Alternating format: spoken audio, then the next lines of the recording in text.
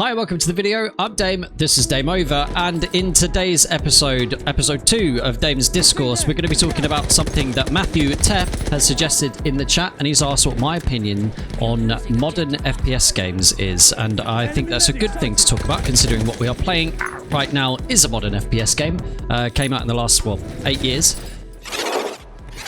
So we're going to have a little discussion about where I think FPS games have gone wrong, where they've gone right, and sort of all the things in between. So if you sort of look at the history of FPS games, the really big titles, Call of Duty, Halo, Destiny is also one, Battlefield obviously is a big contender when it comes to FPS games.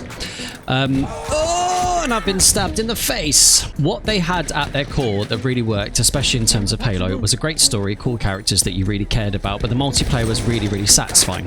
What's missing from a lot of FPS games at the moment, especially ones that have been released in the last 2, 3, 4 years in particular, is that the gameplay has sort of taken a bit of a back seat. The user experience has taken a bit of a back seat in terms of creating a game based on statistics.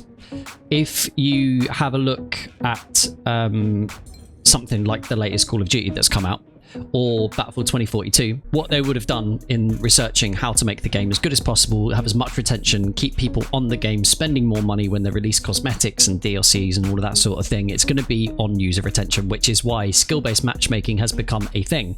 Because skill-based matchmaking caters to like the middle 30, 40, possibly even 50% of players, and generally casual players, which results in more players playing more often rather than the lowest percentage or lowest skilled players, or the highest percentage and highest skilled players. But it does inadvertently make games really boring, and every single game that you play feels almost exactly the same, and it's really dull, which is why the horrible gameplay cycle that is in lots of modern first-person shooters is a thing. I am all up for getting rid of SBMM, unless you're playing in a ranked playlist, of course, have it in there, that's totally fine, but variety is a thing that you want in a first-person shooter, and I think in any game, especially when it's multiplayer and it's competitive.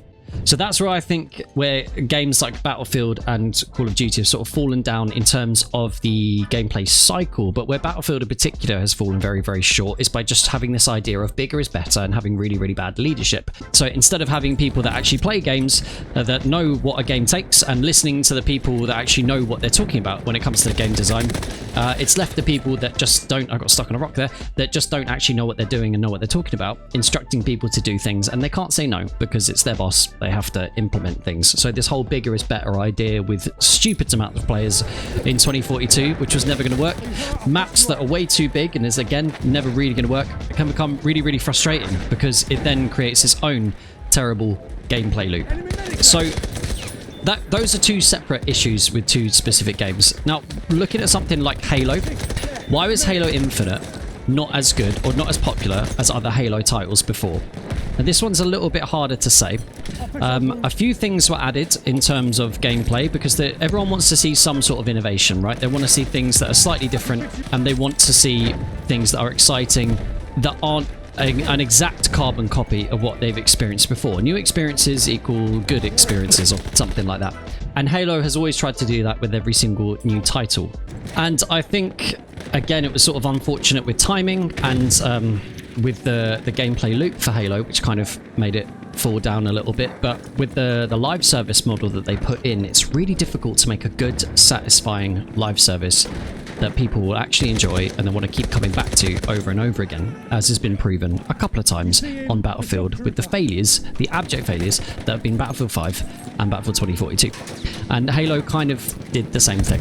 I think one of the only games that has really nailed it is Fortnite, but that's because it gets reinvented so often and there are so many different game modes and all of that sort of stuff.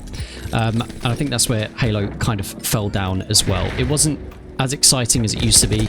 SBMM makes things really difficult for people, and if you're a casual player, which like I mentioned before, most people will be casual players, having to work so hard just to have fun in a game instead of just getting on and playing and having a good time is really off-putting, and you don't want to spend your time doing it. I'm sure most casual players would rather just have a bit of fun rather than playing to win and sweating all the time.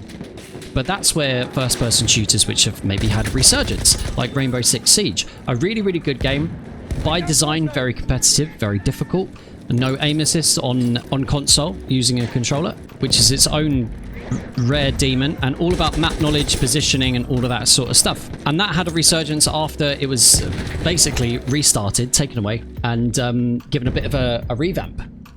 And it's had a couple of resurgences in its life cycle, which have been really, really cool. But what I think is, those are just a few examples of where the actual game itself has kind of fallen apart. But I think what Ashar is saying in the chat is saying that Fortnite, with their free-to-play model and emphasis on selling cosmetics and battle passes to monetize their game, has led other studios to veer away from what their core model was. And I think that absolutely nails it. Now, I've mentioned this before on stream, and I think it's totally about growth. All video games, all companies, essentially, our whole economy is built on growth. You need to be making a few percentage more, or whatever the percentage projected is, the next year. And Fortnite had an amazing upwards climb so early on, and other game models, game studios have followed that model to try and push in the same direction, but it just doesn't always work. There is an element of luck, there is an element of timing, but then most of the time it's the element of having a good product that people really, really love. Lots of the times that's just not really happened. So instead of focusing on what Ashar said in here, maps and guns and not skins, instead of focusing on the gameplay itself to make a great experience for the player, they focus more on trying to sell extra stuff to people that have already bought the game, which is really, really sad. And the same thing happens in COD as well. If you look at some of the skins that you can get, while they are silly and they are fun, it just doesn't look like COD anymore. If you go back to the original Black Ops, the original Modern Warfare, the player models, while it is obviously a much older game and sort of a different time, and there's a sort of difference in the zeitgeist, really. If you look at how that runs compared to Modern Warfare, I mean, like, who wants to be running around getting killed by Snoop Dogg? It just doesn't make sense. And the immersion, even though it's not an immersive game per se, you do sort of get taken out of it. And there needs to be an element of people wanting to play it to have fun, but doing it seriously. It's like why people play sport. In the moment you take it seriously, but overall when you're thinking about it after the match, it's sort of just, it was just a bit of fun and you got invested. And not being invested in the quality time that you want to spend for your free time, which is obviously very valuable, is a problem. So I think the way that development studios can really sort out, especially for first-person shooters, which is one of the most popular categories of games, the way that they can sort that out is to go back to the core experience. What are the core values for your company? What is your mission statement in terms of what you're creating? What are the players going to enjoy playing more, rather than what can we sell to them to get as much growth as possible?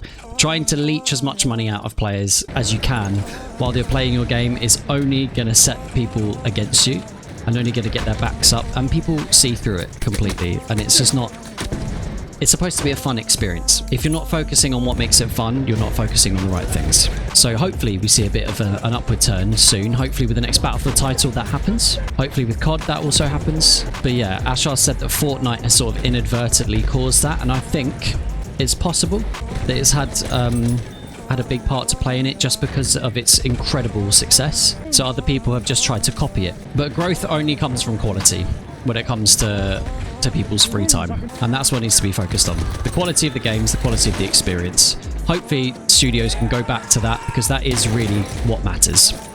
Thank you so much for listening to episode 2 of Dame's Discourse. Really appreciate you all being here, and I'll catch you on the next one. That's DameOver. Peace. Perfect timing.